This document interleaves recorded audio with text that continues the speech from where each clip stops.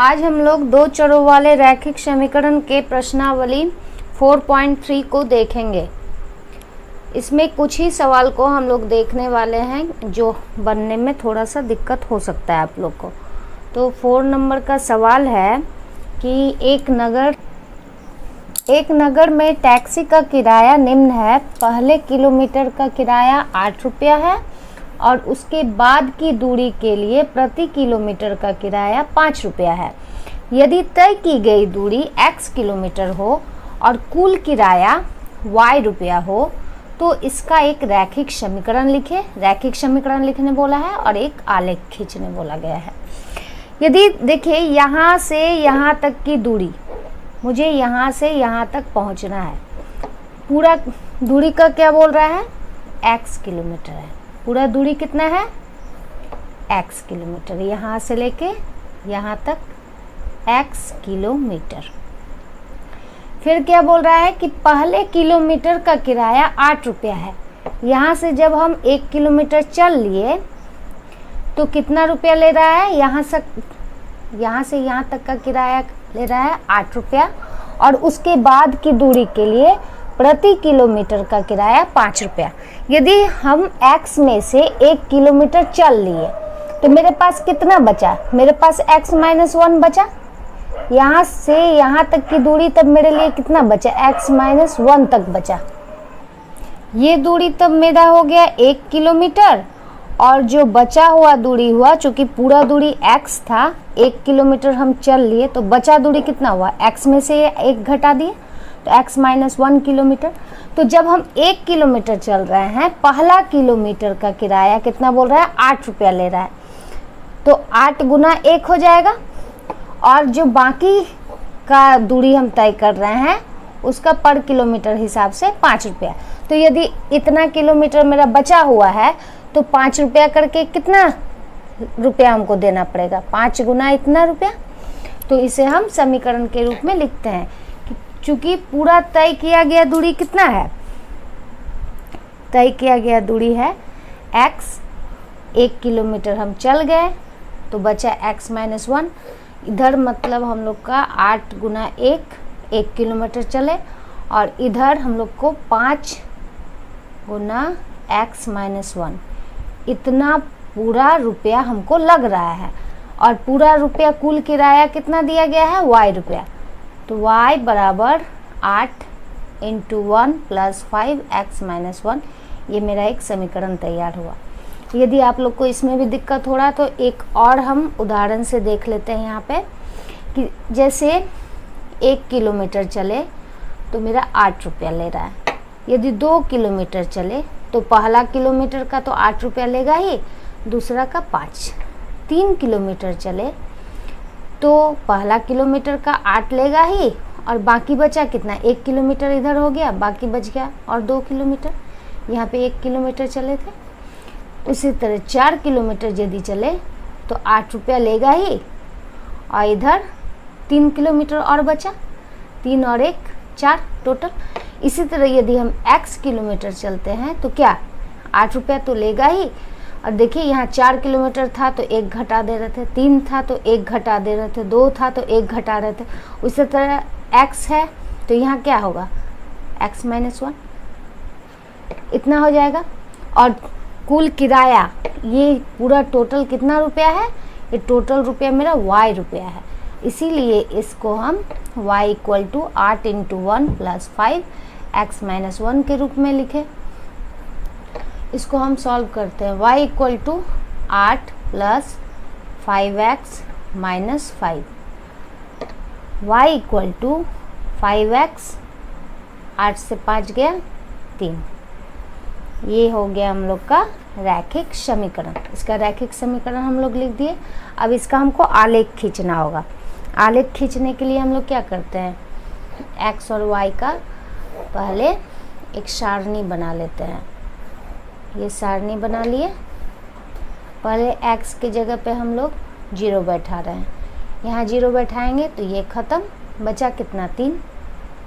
फिर हम क्या करेंगे, y के जगह यदि 0 बैठाते हैं तो क्या हो जाएगा, ये y यदि मेरा 0 बैठा देते हैं तो 0 इक्वल टू 5x प्लस 3, तो x इक्वल टू क्या हो जाएगा, 3 इधर गया -3 और ये 5 इसके नीचे -3/5।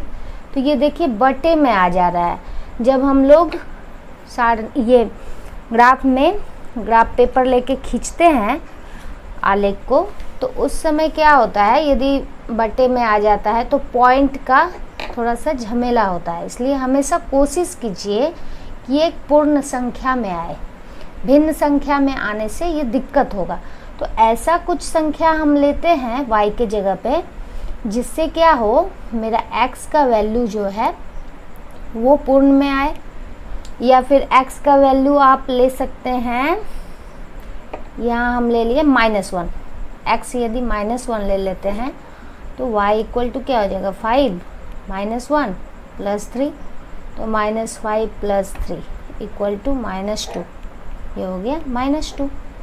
तो ये पूर्ण संख्या है। पूर्ण संख्या को ग्राफ में खींचने से सुविधा होता है, इसलिए हम इसे पूर्ण संख्या में लाने का कोशिश की है। ऐसा नहीं है कि ये ग्राफ में नहीं बनेगा, बनेगा, लेकिन उसका एक्यूरेसी कम हो जाएगा, क्योंकि बहुत छोटे छोटे घर होते हैं उसमें। आइए उसको देख लेते हैं क्यों। देखिए ये जैसे ग्राफ पेपर है, इसमें मुझे आलेख खींचना है इन बिंदुओं को, 0, 3 और है एक -1, -2। इन बिंदुओं को मुझे आलेख में खींचना है। लेकिन यदि ये बटे में रहता, फ्रैक्शन में रहता, भिन्न में रहता, तो ये क्या होता, 5 को 3 से भागा दीजिए तो 0.6 आता। तो 0.6 इसमें ढूंढना कितना मुश्किल होता, कितना छोटा छोटा छोटा छोटा छोटा छोटा यहाँ पे बॉक्स बना हुआ है। तो इसीलिए हमेशा कोशिश कीजिए कि पूर्ण में ही संख्या आए, ऐसा कुछ बैठाना है इसमें x का मान या y का मान, जिससे हमेशा पूर्ण में आए। पूर्ण में आने से इन बिंदुओं को आलेख में खींचना आसान होता है। वैसे तो इसके अनेक वैल्यू आएंगे, अनेक अपरिमित रूप से अनेक मान हैं, अनेक हल हैं, हम लोग पहले ही पढ़ चुके हैं। लेकिन हम लोग कोशिश करेंगे आलेख में खींचने के समय कि ये पूर्ण संख्या ही आए। ठीक है, तो इसे अब हम लोग इसमें खींचेंगे। x अक्ष लेते हैं इस तरह और y अक्ष लेते हैं और इसको फिर खींचते हैं। तो इन दो बिंदुओं में पहला है 0, 3, x है 0, y है 3, तो यहाँ पे बिंदु आ जाएगा। यहाँ पे हम लोग घेरा लगा दिए और दे दिए इसका 0,3। दूसरा पॉइंट है -1, -2, x है -1, y है -2, यानी कि यहाँ पे यहाँ आ रहा है, तो ये लिख दिए हम लोग -1, -2। हम लोग यहाँ 2 ही बिंदु लिए हैं, तो 2 ही बिंदु को प्लॉट कर दिए और स्केल के हेल्प से इन 2 बिंदुओं को सेट किए पहले अच्छे से, और उसके बाद खींच दिए। तो ये जो रेखा बना, ये किसका रेखा बना, ये इस रैखिक समीकरण का रेखा बन गया। इसका नाम है y equal to 5x plus 3। तो ये सवाल आप लोग नोट डाउन कर लीजिए, उसके बाद हम लोग आगे बढ़ेंगे। यहाँ एक और सवाल देख लेते हैं हम लोग कि एक विद्यालय की कक्षा 9 की छात्राएं यामिनी और फातिमा, 2 लड़कियां हैं यहाँ पे, ने मिलकर भूकंप पीड़ित व्यक्तियों की सहायता के लिए प्रधानमंत्री राहत कोष में 100 रुपया अंशदान किया है। फातिमा और ये कौन है, यामिनी, इन दोनों ने मिलकर मतलब जोड़ होगा, कितना रुपया दिया है, 100 रुपया दिया है भूकंप प्रधानमंत्री राहत कोष में, भूकंप पीड़ितों का सहायता करने के लिए। जो इन आंकड़ों को संतुष्ट करती है वैसा एक रैखिक समीकरण लिखिएगा। आप उनका अंशदान मान सकते हैं कि हो सकता है ये यामिनी x रुपया दी हो, फातिमा y। पता नहीं है कि दोनों कितना कितना रुपया दिए, बस इतना पता है कि दोनों ने मिल के 100 रुपया दिया है। तो माना कि यहाँ पर मान लेते हैं, माना कि यामिनी का अंशदान कितना है,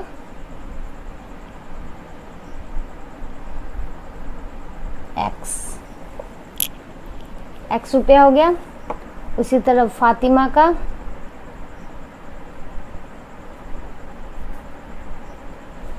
अंशदान y रुपया, और दोनों ने मिलाकर कितना किया, दोनों ने मिलाकर किया है 100 रुपया का दान।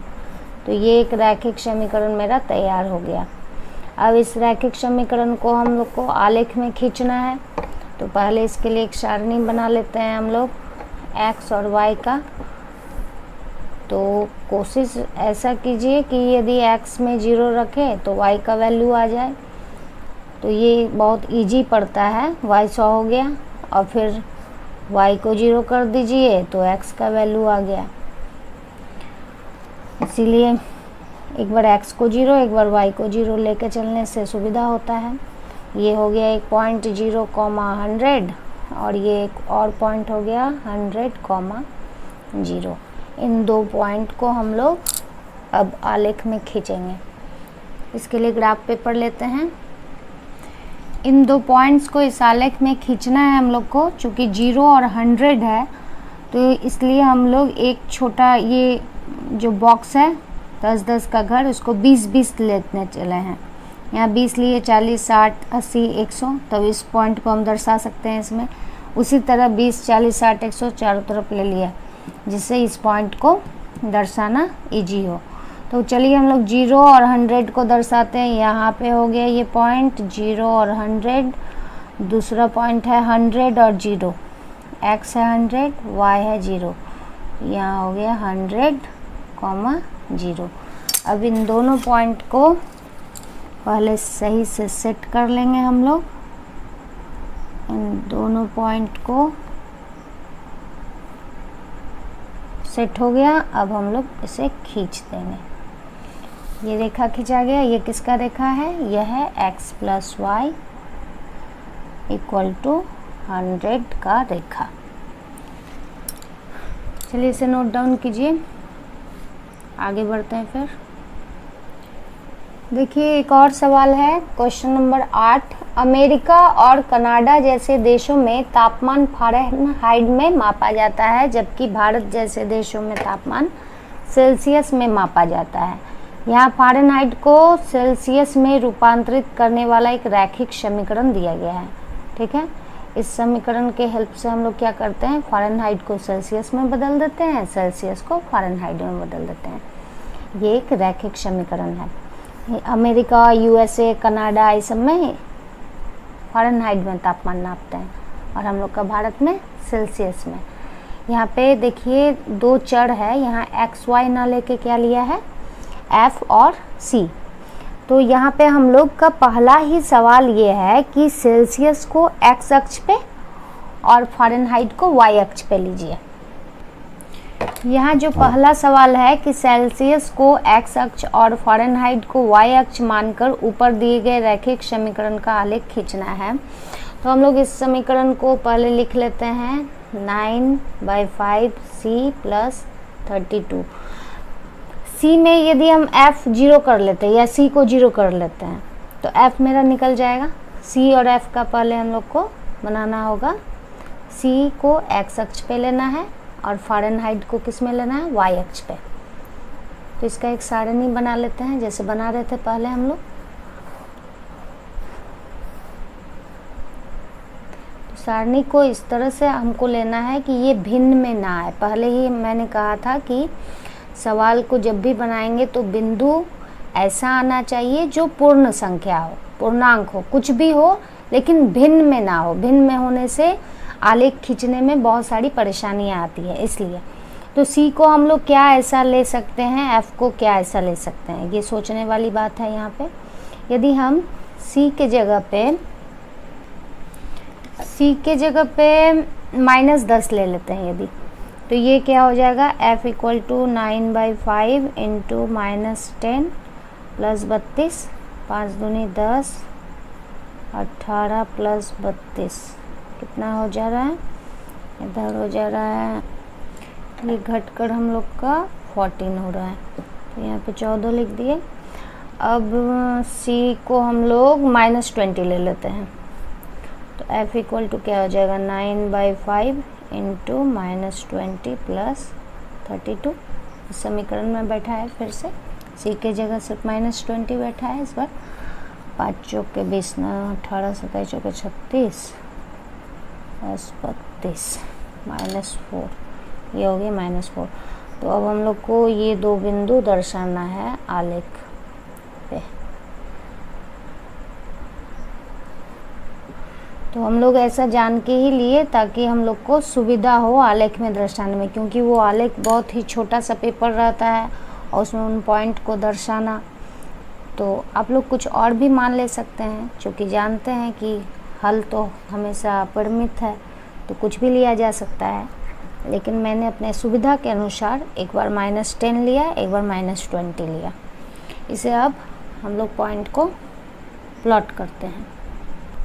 तो हम लोगों ने ग्राफ खींच लिया है, यहाँ पे 4 का डिफरेंस लिया है ताकि ये दोनों पॉइंट हम लोग इसमें दिखा सकें। तो पहला है -10 और फिर 14। यहाँ पे छोटा छोटा घर 2 4 तो 6 2 8 तो 10 तो 12 इस तरह आ रहा है। तो -10 कहाँ होगा, x अक्ष पे खोजना है। ये -8, ये दोनों के बीच में एक पतली सी लाइन गई है, चूँकि 2 2 का अंतर है देखिए सब घर में। तो यहाँ 8 -8, तो यहाँ पे क्या हो जाएगा -10 है। और हम लोग को क्या चाहिए, -10 और 14। नीचे तो माइनस में है, ऊपर जाना होगा हम लोगों को। तो ये है 12, इतना दूर तक तो 12 था, और इसके जस्ट ऊपर यहाँ पे हो गया 14। -10 और 14, ये एक पॉइंट हो गया। दूसरा पॉइंट है -20 और -4। -20 यानी ये वाला पॉइंट, और -4 यानी कि ये वाला पॉइंट। -4 -20। अब इन दोनों पॉइंट को मिला के हम लोग एक रेखा खींच लेंगे।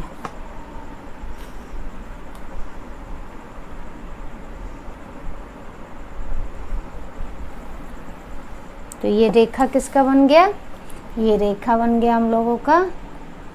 ये जो समीकरण दिया हुआ है रैखिक समीकरण, उसका ये रेखा बन गया। तो ये हम लोग का बन गया। अब हम लोग को और कुछ सवाल है दिया हुआ आगे, वो भी देख लेना है। दूसरा सवाल है हम लोगों का यहाँ पे कि यदि तापमान 30 डिग्री सेल्सियस है तो फ़ारेनहाइट में तापमान क्या होगा। वो जो रैखिक समीकरण दिया था वो दिया है F = 9/5 C + 32। तो C कितना है, कितना तापमान दिया है, 30 डिग्री सेल्सियस। तो C के जगह पे हम लोग क्या लिखेंगे, 30 डिग्री। और इसको सॉल्व कर देंगे। 5 30 9 54,